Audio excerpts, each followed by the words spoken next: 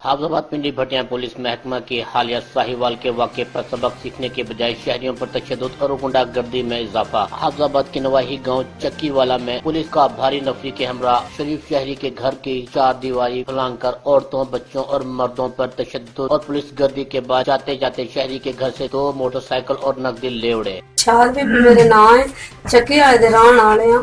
इत्थे शाम दा टाइम 2 घंटे हो गए ने।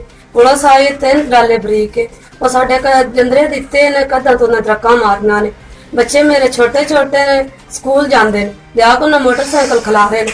उन्हें वो लाख करोड़ मोटरसाइकिल भी ले गए, 50,000 रुपया भी ले गए।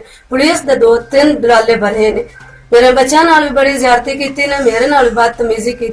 मंजियां साडियां तोड़ गए, शीशे बारियां तोड़ गए ने। उन्हें बड़ा साडा नुकसान किया। अगले डेरे ते जाना ने, सन घर बैठे बिला वजह उन्हें साडी बेतमीजी साडे नाल ढेर की। आ बेजुबान मेरा दियोर है, इन दिन इन सोटियां नाल मारदे रहे, ठुड्डे मारे ने, इनदे नाल भी बड़ी बेतमीजी की गई। मोहम्मद हनीफ जी मेरा नाम, चक्की वाला दरियाशियां। सर जी साडे दे नाल पर्चा रिपोर्ट है। शामी 3 डाले जी कुरा साडे आए ने, साडे घर आके जी पे ने जिंदरे जिते पे है जी।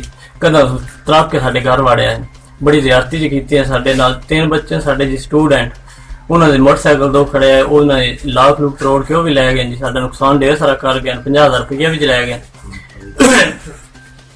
साडे जी कदा ने जी बेजबान है, उन्हें बड़ी ज्यादती की मारिया ने, बड़िया कदा मंजियां तरोड़ियां ने जी। बहुत नुकसान जी साडा कर गए।